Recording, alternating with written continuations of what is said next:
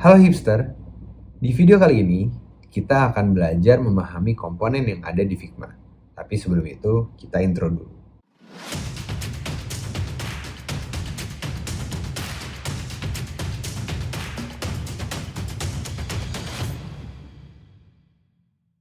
Di video kali ini, kita akan belajar mengenai komponen dan juga varians yang ada di dalam Figma.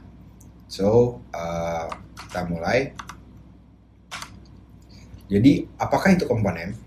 Komponen merupakan elemen yang bisa kamu pakai berkali-kali sebagai aset di berbagai page ataupun project file kamu. Tapi perlu diperhatikan, untuk bisa memakai komponen dari satu project file ke project file yang lain, itu tidak bisa kita lakukan di akun free personal plan. Gitu. Jadi harus organizational plan atau mungkin yang memang sudah enterprise. Tapi tetap kita akan bisa menggunakan components dan juga turunan-turunannya untuk bisa kita pakai di kesempatan kali ini. Dan itu juga sudah cukup membantu. Oke, selain itu, kamu juga bisa membuat komponen dari berbagai layer elemen ataupun objek yang sudah kamu desain, seperti buttons, icons, layouts, inputs, mungkin badge, label, dan masih banyak lagi. Nah, struktur yang ada di dalam komponen apa aja?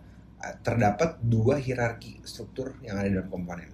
Main component merupakan komponen utama yang menjadi mother component dari properties aset yang akan dipakai terus-menerus. Jadi ini yang menjadi main ya, seperti namanya, menjadi komponen utamanya. Nah, yang kedua di bawahnya itu ada instance component. Nah, instance component merupakan duplikasi dari main component yang bisa kamu pakai terus-menerus di dalam desain kamu. Oke, mungkin akan lebih jelasnya saat kita hands on langsung.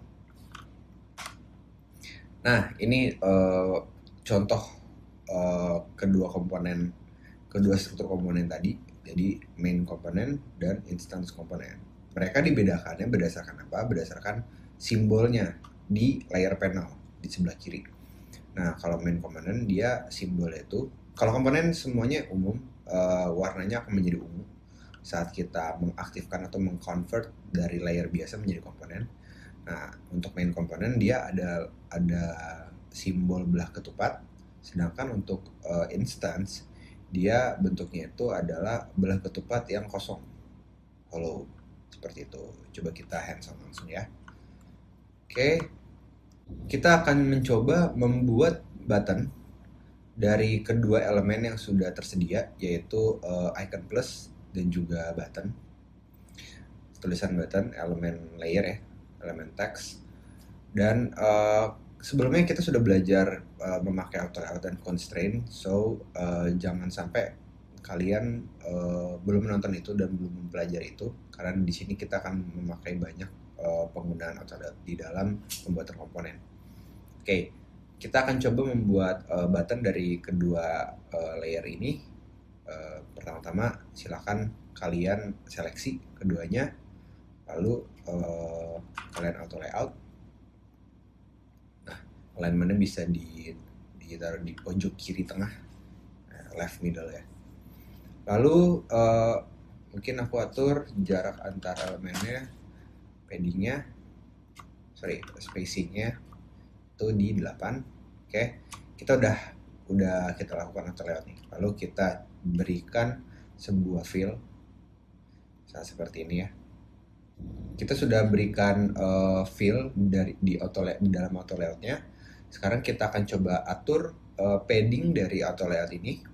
Jika kita ingin mengcustom padding jarak dari ke semua bagian auto layout, ada cara cepat yang bisa kalian gunakan. Nah, di sini aku akan coba memberikan tips itu. Kalian bisa ke inputs dari padding around items, lalu kalian isi, misal aku akan mengisi 3,6. Nah, 3,6 artinya apa? 3 di depannya itu artinya 3 pixel atas dan bawah, 6 di belakangnya itu adalah 6 pixel kiri dan kanan. Oke, lalu coba kita enter. Nah, kalau kita buka panel custom paddingnya, itu tadi ya, 3 atas bawah, 6 kiri kanan, seperti itu. Jadi itu cukup membantu kalian untuk melakukan customization seperti itu. Mungkin teks dan ikonnya kita rubah. Oke, ini cukup kotak, mungkin aku kasih corner radius di angka 4. Oke, sudah cukup. Ini mungkin 4 ya. Nah, seperti ini. Oke, button kita udah jadi. Jangan lupa kita kasih nama button. Oke ya. Lalu ini sudah menjadi suatu layer elemen yang namanya adalah button. Oke, bagaimana cara kita membuat suatu komponen? Caranya adalah kalian bisa ke toolbar bagian tengah atas. Lalu di sini ada lambang belah ketupat yang main component. Nah, di sini kalau kita hover akan keluar informasinya adalah create component atau shortcutnya adalah Ctrl Alt K seperti itu. Jadi silahkan diklik aja. Nah, ini dia warnanya akan menjadi warna ungu ya. Tuh, beda, mungkin kayak ini warna biru nih selectionnya. Nah, ini selection state-nya warnanya ungu. Dan kalau kalian lihat nih, layer button tadi sudah terconvert menjadi main component dan berwarna ungu seperti itu. Dan bisa kita lihat ya, simbolnya itu adalah simbol main component. Oke, kita sudah berhasil membuat satu komponen yaitu button. Kita akan coba membuat sebuah inputs. Oke, sama kita seleksi, kita lakukan auto layout. Jangan lupa alignmentnya diatur menjadi rata kiri tengah. Lalu placeholder ini akan aku tempatkan di sebelah kiri dari simbol mata ini, simbol eye ya. Nah, caranya gimana? Kalau sudah kalian auto layout kan, kalian cukup geser aja. Jadi cukup mudah. Itulah kenapa auto layout sangat berguna, terutama untuk mempercepat kalian dalam mendesain sebuah UI. Lalu spacingnya aku atur menjadi 0 dan juga jangan 0, mungkin tetap kasih jarak 4 pixel ya. Lalu nah ini ya, kita ubah jadi fill container. Oke, sudah responsif. Lalu kita kasih fill, misal kita kasih fill warnanya putih, stroke-nya kita kasih warnanya ini. Nah, ini belum elemen input ini belum ada paddingnya. Jadi padding kita bisa tambahkan kayak seperti tips tadi. Oke, sudah jadi. Nah, ini cukup rounded. Kita kasih kurang rounded, kita kasih corner radius.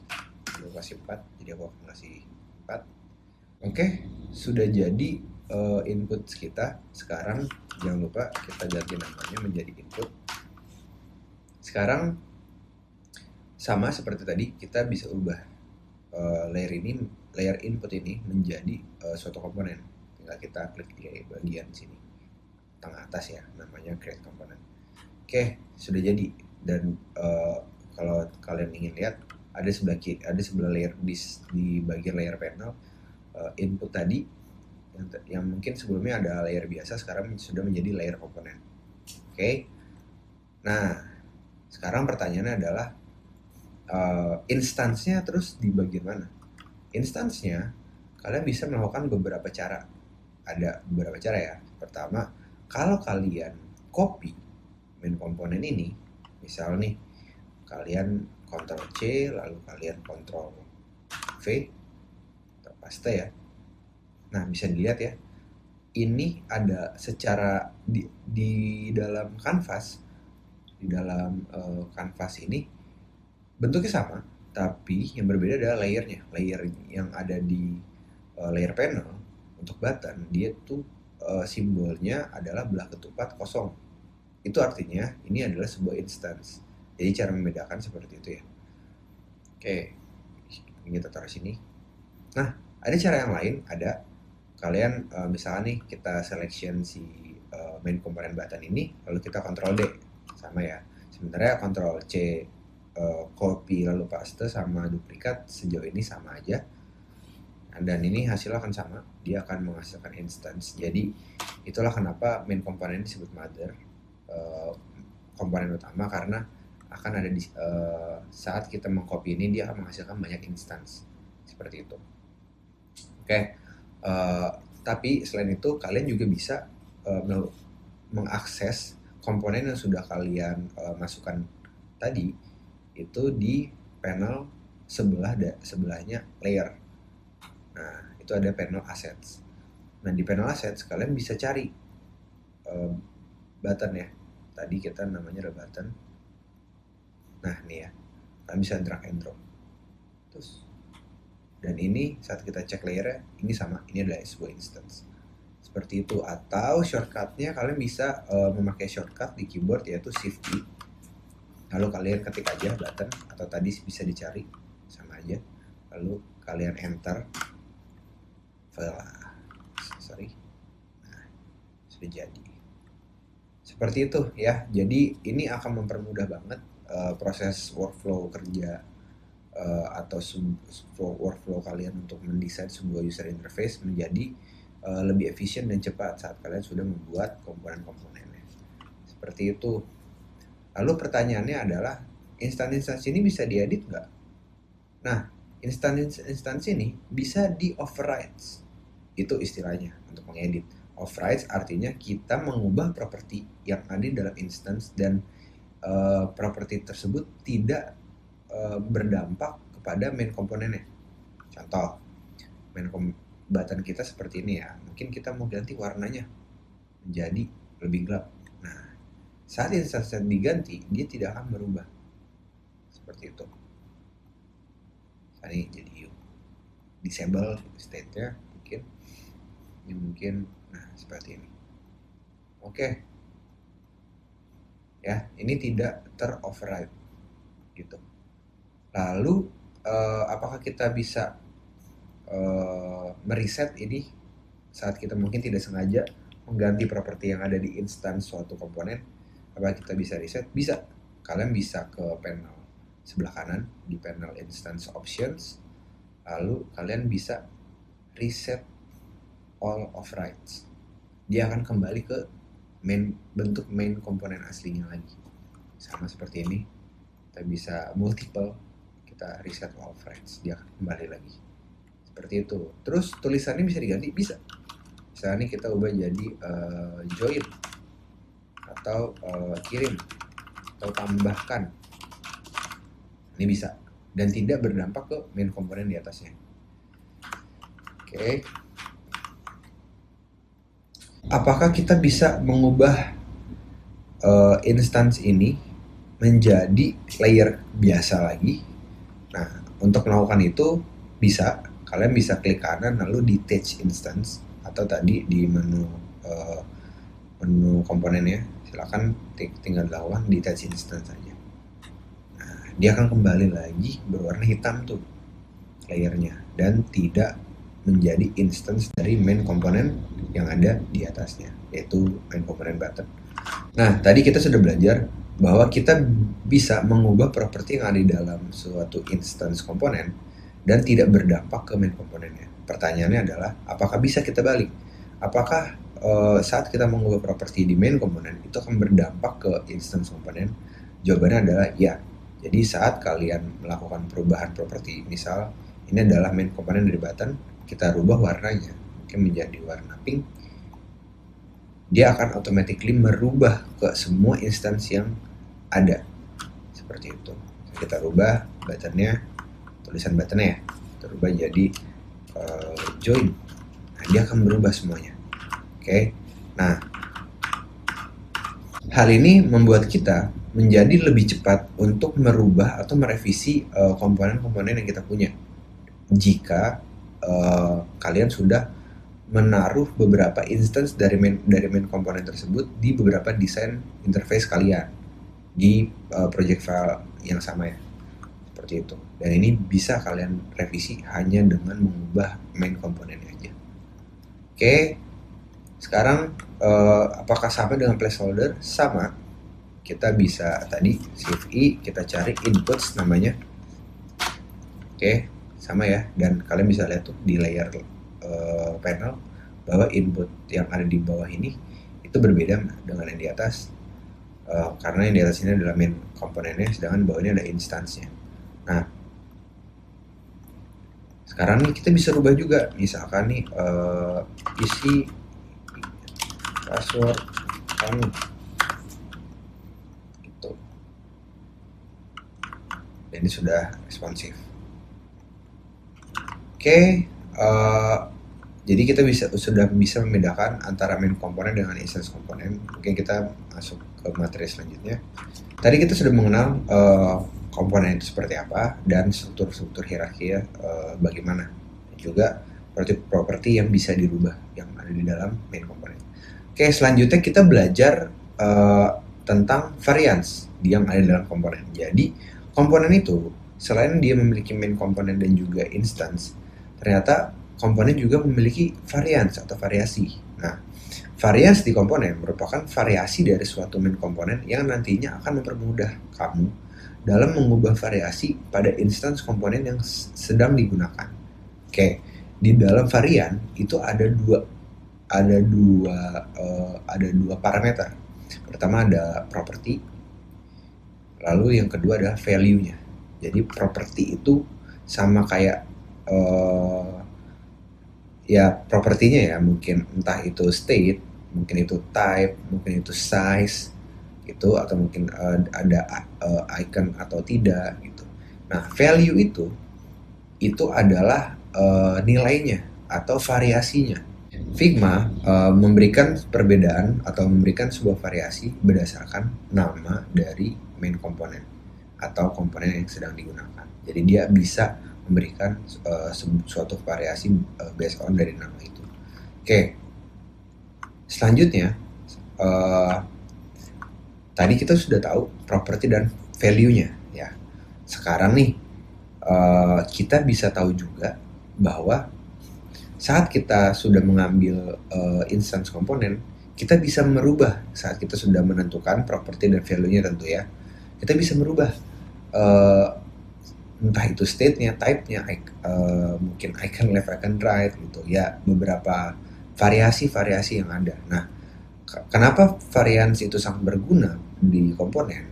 Bayangkan kalau kalian memiliki button tapi dengan berbagai macam corner radius, dari yang mungkin tidak memiliki corner radius alias benar-benar tajam ya, kotak sharp, lalu lanjut mungkin ada button yang memiliki corner radius yang medium, mungkin berkisar di angka 4, 6, 8, sampai memang button yang bentuknya itu adalah oval atau dia memang rounded seperti itu. Nah, kalian bisa bikin komponennya satu-satu, lalu kalian buat menjadi suatu varians gitu. Dan saat kalian ambil, saat kalian call melalui shift I atau melalui panel asset ke dalam desain kalian untuk kalian pakai komponen tersebut, kalian bisa merubah variansnya hanya dengan merubah value yang sudah ada di dalam instansnya. Nah, ada dua value, ada enum atau mungkin bentuknya itu adalah selected yang kalian bisa pilih multiple. Lalu ada booleans. Booleans itu true or false. Jadi on or off ya, I dan O, yes or no, itu booleans. Seperti itu. Oke, kita coba hands on langsung. Oke, kita akan mencoba hands on langsung membuat suatu varians. Jadi di sini mungkin kita memiliki beberapa cara gitu, tapi aku akan mengenalkan cara yang biasa aku pakai. Ini kita memiliki 4 elemen beach. Ini elemen yang aku ambil contoh adalah beach. Nah, kita akan mencoba membuat varian dari elemen tersebut. Jadi sebelum kita membuat suatu variannya, kita namakan dulu. Jadi tips, kita harus mengubah namanya agar saat kita buat elemen ini menjadi varian, bisa menjadi lebih responsif dan mudah untuk diganti. Seperti itu. Oke, kita coba. Ini namanya sudah beach. Kita akan seleksi semuanya, lalu kita rename. Nah, aku punya tips untuk merename secara massal atau bulk rename dengan cara kalian pilih dulu elemennya, layernya, lalu kalian Ctrl R. Nah, ini kita bisa rubah. Misalkan nih, kita rubah, kita tambahkan state ya. State. Oke, state-nya udah keisi. Nah sekarang nih yang bagian atas ini kita rename current name, koma, tadi state-nya, sorry, nggak perlu pakai koma, state-nya sama dengan ini misal primary. Nah, bagian bawah ini adalah secondary. Lalu di bagian kanan ini kita rename dulu current name, koma, icon sama dengan. Nah, yang kanan ini icon sama dengan on. Yang sebelah kiri ini icon sama dengan off. Oke, kita akan coba kita lihat apakah berfungsi. Jadi variansnya kita seleksi dulu, lalu kita pilih. Di sini ada 3 pilihan saat kalian menseleksi lebih dari satu elemen untuk kalian buat sebagai komponen. Pilihan pertama itu adalah create component. Dia nanti akan menjadi satu komponen, empat-empatnya menjadi satu. Oke, kita nggak ke sana. Lalu ada multiple komponen. Figma akan merubah 4 layer tadi menjadi 4 komponen terpisah. Seperti itu. Atau tadi pilihan ketiga, create component set. Nah, ini sudah dibuat menjadi variannya. Cara ngecek gimana? Kalian bisa cek di sini. Oke, di sini ada nih. State-nya itu ada primary, secondary, icon adalah off dan on. Itu ya, jadi lebih mudah ya. Seperti itu. Nah, itu untuk variannya. Sekarang nih pertanyaannya, bagaimana dengan instansnya? Nah, kita bisa memasukkan instansnya yang sudah kita daftar tadi, tapi jangan lupa main komponennya ini kita harus namain dulu jadi batch biar lebih mudah ya, batch latihan. Lalu kita coba cari asetnya di CVE atau di panel aset juga bisa. Kita cari batch latihan ya, kalian bisa tarik sini. Nah, kalian bisa lihat ini adalah instan komponennya di kalian bisa lihat di layer panel. Nah, kalau kalian lihat di panel komponen tadi, property state dan property icon yang sudah kita naming, dia akan mengeluarkan berbagai macam variasinya atau variannya. Ini yang bentuknya anomalies atau drop down ya. Ini nanti bisa lebih dari satu. Sedangkan untuk icon dia tuh sifatnya boolean tipenya. Jadi hanya true and false atau yes or no, on dan off gitu. Ini bisa kita toggle, bisa kita mainkan. Kalau mau tambahin iconnya tinggal diaktifkan, kalau enggak di off kan. Lalu state-nya mungkin secondary. Nah, jadi workflow kalian bisa jadi lebih cepat. Seperti itu. Dan kalian juga bisa merubah atau men-swap instant komponen ini dengan instance komponen yang lain dari yang lain ya. Misal kita ambil ini ada bench lain, nah dia akan berubah gitu ya. Atau mungkin kita mau rubah menjadi input, nah, kita tinggal swap instance saja seperti itu. Jadi cukup mudah kalau kita sudah membuat suatu variansi. Oke, kita akan mencoba real case langsung card ya. Kita akan membuat suatu UI komponen, yaitu adalah sebuah card. Ini biasanya teman-teman e-commerce atau mungkin sosial media kayak Instagram, dia juga bentuk postnya itu adalah kita sebut menjadi card. Nah, di sini aku punya image yang aku ambil dari plugin Unsplash, ada avatar, lalu ada option. Nah, kita akan coba bikin dulu. Jadi pertama-tama mungkin aku akan bagi menjadi 3, headernya, content image-nya, lalu bagian bawahnya yaitu call to action atau action. Nah, headernya itu isinya mungkin avatar dan juga nama, misalnya nama aku ya, Ika Leonardo. Lalu kita isi 5 menit yang lalu. Nah, dari hierarki bagus kita atur menjadi 12. Fill-nya kita seperti ini. Ini mungkin bisa kita tebalin lagi menjadi bold. lalu warna ini. Oke. Nah, dua elemen layer teks ini bisa kita seleksi dan kita buat auto layout menjadi misalnya nih paper. Oke, mungkin spacingnya 4. Nah, lalu coba kita gabungkan dengan si avatarnya. Kita seleksi si layer title ini dengan avatarnya, kita shift A. Lalu kita mungkin kasih nilai 8. Kita rename header. Oke. Nah, lalu kita panjangkan ya. Nah, kalau kita panjangkan, kita coba klik 2 kali di konten yang ini, di konten title. Ternyata dia belum sampai ujung, belum responsif. Nah, kita bisa atur fill container. Nah, jangan lupa bagian dalamnya juga harus responsif. Ini belum responsif, jadi kita bisa fill container seperti itu. Oke, ini udah. Sekarang kita akan coba masukkan gambarnya. Ya, ini ada yang ketinggalan. Ada satu lagi, kita belum masukkan option di dalam headernya. Jadi kita coba masukkan dulu. Oke. Nah, alignment jangan lupa. Ini rata kiri middle gitu. Oke, ini sudah cukup. Oke, lalu kita punya image di bawahnya.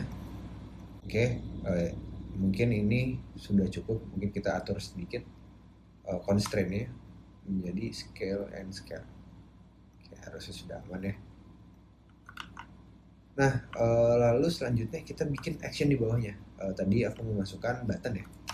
Salah, kita panggil aja. Kita panggil button. Kita tarik ke bawah. Seperti ini. Tambahkan ya, misalkan ini. Sini tambahkan. Kalau kita tambahkan juga misalnya badge latihan. Kita taruh di sini nih. Lalu kita ganti ini menjadi secondary. Nah, ini misalnya tambahkan, kita ubah. Oke, kalau sudah silakan si instance button ini kita shift A, lalu paddingnya kita buat 0. Oke, sekarang semuanya kita sudah memiliki, sorry ini belum kasih nama, action, ini image. Nah, sekarang nih kita akan mencoba membuat sebuah kartu dari menggunakan auto layout ya. Kita shift A. Oke, ini ada jaraknya, aku atur menjadi 0. Oke, lalu kita atur mungkin marginnya itu di angka 8,16. Oke, lalu kita tambahkan fill-nya, misalkan ini fill-nya masih agak kurang. Oke, mungkin putih aja. Oke, ini kurang kelihatan di sini. Oke, aku rubah dulu. Oke, nah ternyata tetap butuh jarak mungkin sekitar 4 atau 8 ya. Kan? Lalu ini bisa kita atur, misalnya tambahkannya mau kita atur menjadi sebelah kanan, bisa kita fill container aja, lalu alignmentnya ditaruh di kanan, bisa ya, atau di tengah bisa, tengah juga bisa, seperti itu. Oke, mungkin ini aku kasih rounded di angka 4, juga di angka 6, let's say. Oke, sekarang kita cek apakah ini sudah responsif atau belum. Ini aku atur menjadi sudah cukup di sini. Nah, kita cek secara horizontal. Nah, ini belum responsif. Sekarang bagaimana cara untuk responsif? Kalian bisa seleksi cardnya. Sorry, ini kita pilih card. Kalian seleksi cardnya, kalian enter sekali, dia akan memilih komponen yang ada di dalamnya atau layer yang di dalamnya. Lalu kalian bisa mengatur resizingnya menjadi fill container. Oke, ini ya sedikit berubah, tapi ini menjadi lebih responsif. Kalian bisa lihat ya. Oke, tadi baru horizontal, sekarang vertikal juga harus di buat responsif. Nah, kalau dari sini kalian bisa ambil konten yang di tengahnya untuk fill kontainer. Seperti itu. Hasilnya nanti akan seperti ini. Oke. Nah, seperti itu ya. Penggunaannya auto layout constraint terutama di topik kita sekarang ini yaitu komponen akan menjadi lebih cepat dalam kalian merubah-rubah state atau tipenya ataupun size-nya gitu, atau mungkin keadaannya dia ada icon atau tidak, itu kalian bisa dengan mudah merubah itu lewat komponen seperti itu. Mungkin pembahasan tentang komponen sekian, dan terima kasih sudah menonton video ini. Dan jika kalian ingin belajar lebih lanjut lagi mengenai tutorial-tutorial yang ada di Figma ataupun mungkin hal-hal tertentu terkait dengan UI UX, silahkan kalian komen di video ini, dan jangan lupa subscribe channel ini dan juga like and share video-video yang ada di channel ini agar aku tetap bisa memproduksi dan sharing mengenai update-update dan juga tutorial-tutorial yang ada di dalam Figma. Oke, sekian dari saya. Salam hipster. Thank you.